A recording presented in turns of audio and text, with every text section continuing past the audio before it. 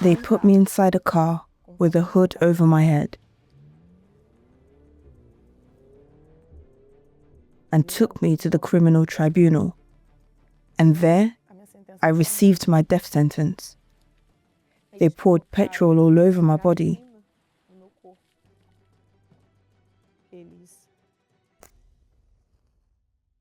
They struck the match.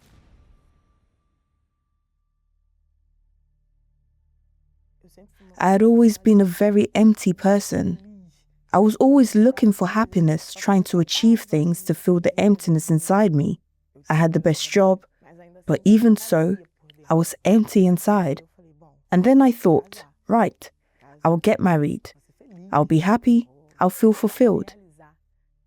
But no, I wasn't happy. Then I said, well, I'm already married and I have a job.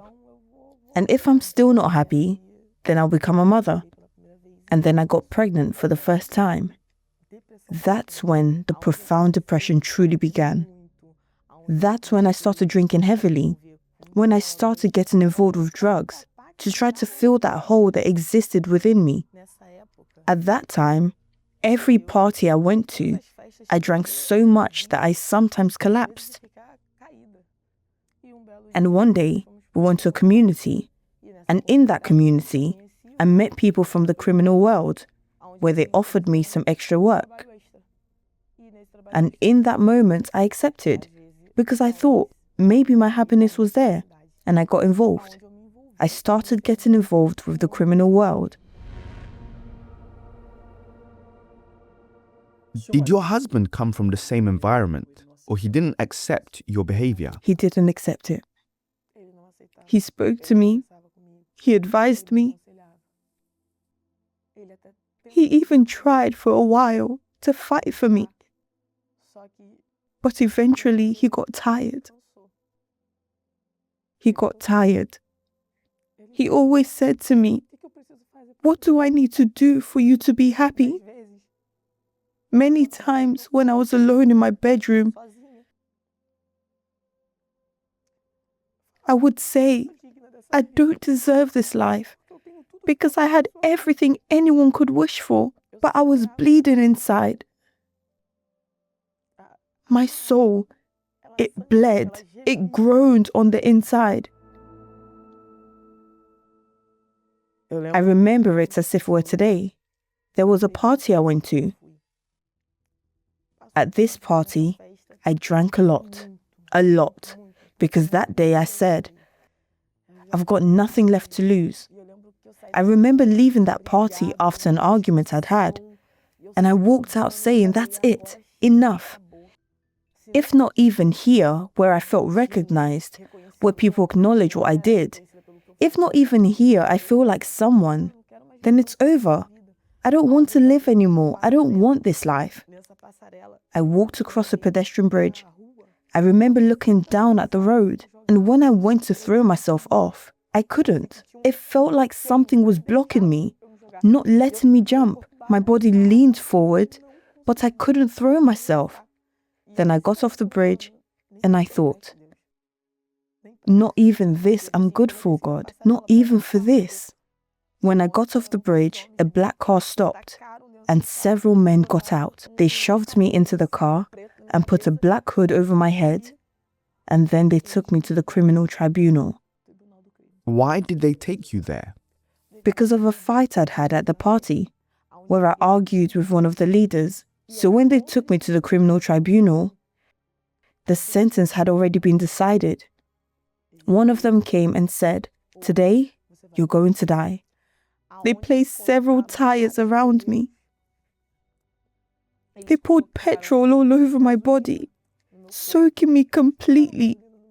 I was completely soaked with petrol. At that moment, I was certain that I was going to die. There was no way out. Anyone who knows the world of crime knows there's no way. Had you already seen people die Yes. like that before? There's no way to survive the microwave.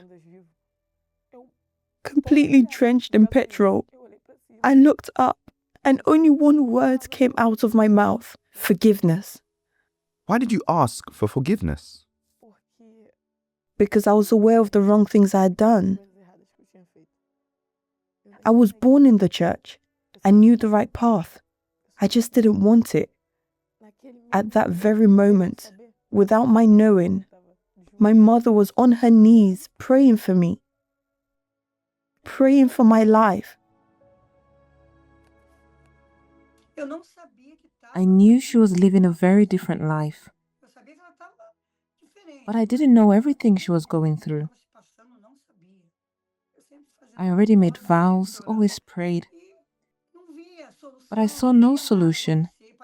I saw nothing happening. It seemed like nothing was happening. Then came a campaign of Israel. I participated in that campaign for her. I asked the Lord to truly save her soul. I left the altar believing that something was going to happen. I didn't know what God had prepared, but something would happen. It was God. There's no other explanation. It was God. Because they struck the match. 1, 2, 3, 10 matches. And none of them lit. And your body was soaked in fuel. 100%. One of the leaders returned, looked at me and said,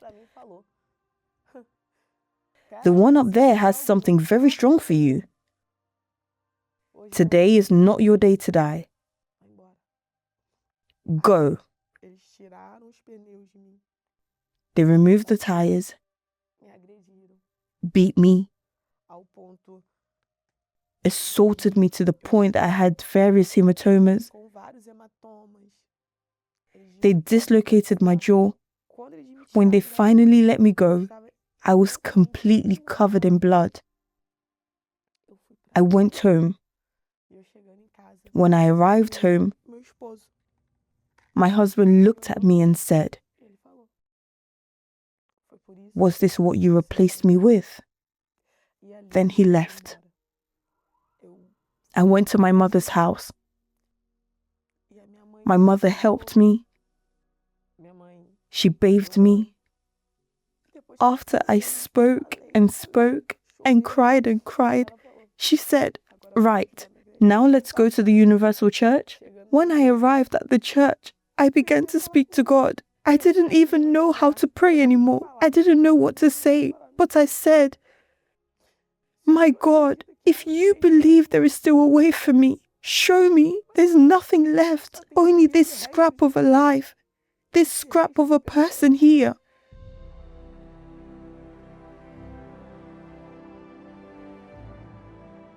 I understood that what I was missing was the essential, the foundation of everything, the Holy Spirit. I began making vows, taking part in the campaigns.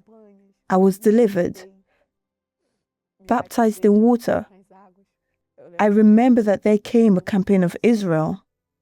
It all happened very fast, because when I first went with my mother to the church, a campaign was about to start. Everything I had of value, not only material things, but me. It was literally soul for soul, life for life. That was my true surrender. I went up to the altar, giving everything. And when I say everything, I mean I emptied myself of everything inside me. What did you say to God on the altar?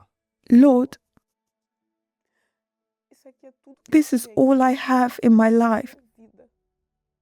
I'm giving you my life. Use my life however you want it. I only ask one thing, dwell inside me. Because if you don't live inside me, I don't want to live anymore. Let your will be done, not mine." Then I descended from the altar, and when I did, a deep peace came over me. Such a great peace. I said, "Oh God, all I wanted was to seek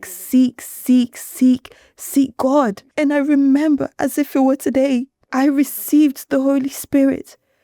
I remember the exact moment. That emptiness I had always felt was filled. The Holy Spirit, when He comes completely. He doesn't come halfway. He comes completely. He fills everything because the space is His size. I remember arriving home and looking at my mum. I said, "Mum, I've received the best gift of my life." And she said, "I know. You received the Holy Spirit, didn't you?" And I said, "Yes."